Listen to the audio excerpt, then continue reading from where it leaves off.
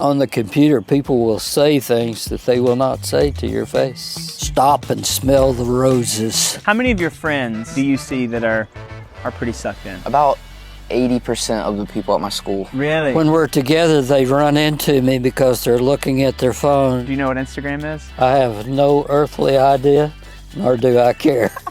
They're not going to be able to carry on the conversation. We both have bias. You learn how to face conflict and get past it. What can an 82-year-old learn from a 15-year-old about tech?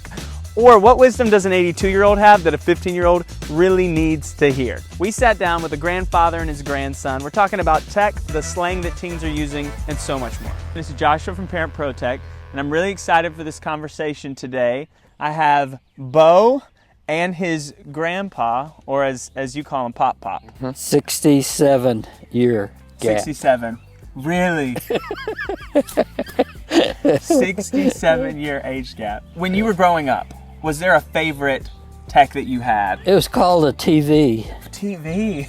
I remember I was 12 years old when we got our first TV. Was this a color TV or black and white? No, we had a black and white, and later on color came. Yeah. But between black and white and color, we had one of those films that you could put on your TV, and it was brown at the bottom, green in the middle, and blue at the top. That was our first color TV. Wait, you would put a film on the black and white TV? Why would you do that? To add color. Everything was kind of, it wasn't crisp, it was kind of shadowy. Yeah. You ever heard of that, Bo? A film on a TV? I don't think so. Okay, so let's fast forward. Bo, growing up for you, what's your favorite technology, even now? At the time, my parents' phone, but now I've got my phone, and so I use that probably more than anything. What kind of phone? An iPhone 14. So you have a smartphone. Mm-hmm. What does your screen time look like? How much are you on a device on a given day? 12 seconds. 12. For what? If I'm not at home and Sybil, my wife, is not around, I need to call her to find out where we are going to have lunch. But that's about it. Huh? That's it. Is there, do you ever feel disconnected or like you're missing anything? I feel like the other part of the world is disconnected. Wow. I don't even like talking on the phone. I like face-to-face contact. Yeah. You know, when you're talking on the phone or you're talking on a computer, you're not looking at people. Yeah. And you don't know how they're reacting to what you're saying.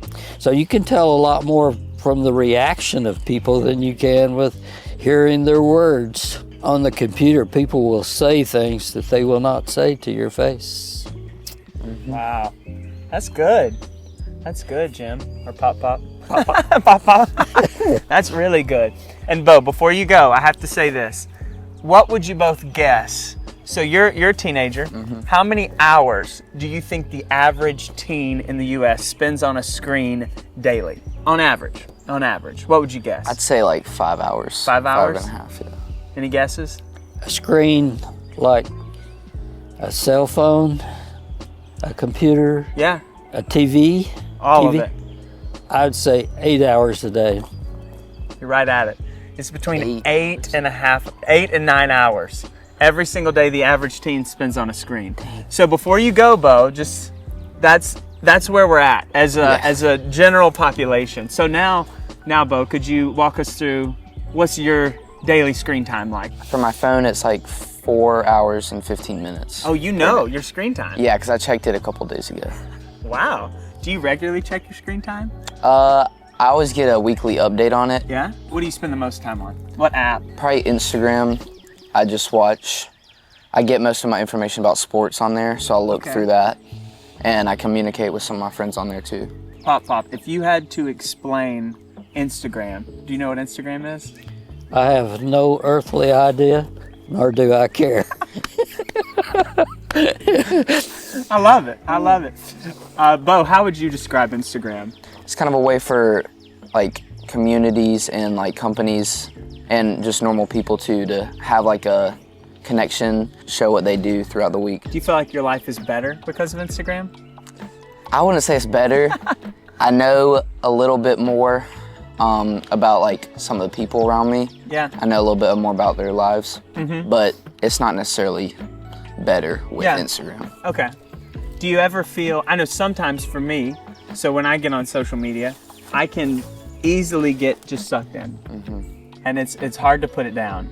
And then I'll look back 30 minutes later and I'm like, what did I just spend my, I just wasted away 30 minutes. Do you ever feel that way? Yeah, sometimes I'll just sit and then it'll be from 5 minutes and it'll turn into 30 minutes. Yeah. I'm just like, what just happened? Yeah, but it's not all bad. I mean, I've learned a lot. Yeah. So Pop, have you noticed your grandkids, your kids on their screens more over the past 10 plus years? When we're together, they run into me because they're looking at their phone and they're not looking where they're going.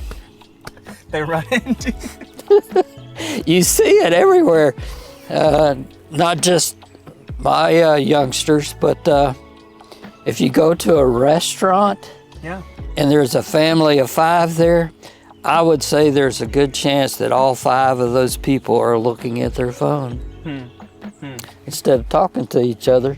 Yeah. Or maybe they're talking to each other on their phones. I don't know. When we go back just 20, 30, 40 years, we didn't have all these devices. We weren't carrying around all these smartphones. Pop, Jim, when you were growing up, what would a day in the life look like? We lived close to an abandoned railroad track that had overgrown. We had trails. We made trails. We made bridges across the ditches. We were anxious to get out there in the morning, and we were not anxious to go in at night. There was like 3 or 4 of us, and we played cowboys and Indians. Yep. That was it. There wasn't anything else to do. There wasn't anything to watch. We did, like I say, we didn't have TV then. I was talking last week with a pediatrician, and he's at Harvard Med. He's kind of at the top of his field when it comes to screens and all the time that teens are spending on, people my age are spending on screens. And he said that now he sees we don't have much time just to be bored.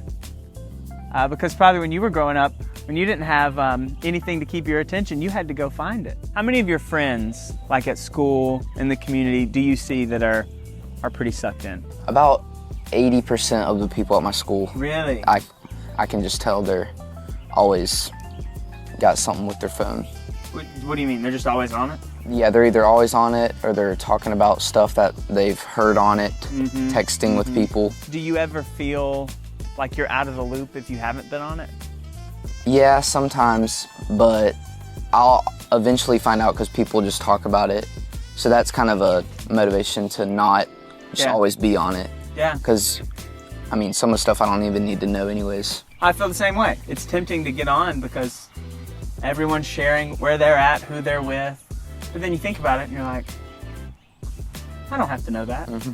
If you were talking to a group of students, people Bo's age, my age, what would you say to them knowing that so many of us are spending a ton of time on these devices? Stop and smell the roses. Get out. Yeah. Play. Explore. And spend time with your family. I heard something a long time ago that said that fathers spend on the average 12 seconds of FaceTime with their youngsters. Wow. That's not watching TV now. Yeah. That's one-on-one Face-to-face. talking to each other. Experience people face-to-face. Yeah. I'm concerned that one of these days youngsters are not going to be able to carry on the conversation. So what about Bo? If you could talk to an older generation, what do you think is there anything that they maybe don't quite understand about tech? We both have biased points of view about it because I didn't grow up like they did with less technology. I could say that's how people communicate these days. And like going into the future, it's only going to get more to the point where they're going to be less face-to-face. It's a good habit to just be able to talk to someone face-to-face rather than doing it on your phone the whole time. Yeah. Well, I have to say, Bo, we work with a bunch of students across the country, and your screen time's a lot lower, but also the way you talk about using technology, I think is a lot more mature than most students your age. So I think he's balanced. He's balanced. Yeah. My advice to people would be balance. Balance. Look for balance and talk to each other face to face and fight. And fight. You know, and the best thing about it, after the fight is over, you have to make up. Yeah. You learn how to face conflict and get past it. I like what you said earlier about how it's very easy to say things on a screen or to type things that you probably wouldn't say in person. And I also love what you said, stop and smell the roses. Azaleas. Azaleas, or the azaleas.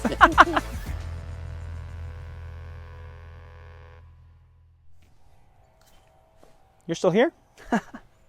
Well, if you like that video, we really think you would like this one. But also, if you like that, I think you would love Parent ProTech. We have videos, guides, even conversation starters to help you navigate all the tech that your kids love and the tech that they're talking about. So you can check it out at parentprotech.com. Okay, that's it. Seriously, watch the video.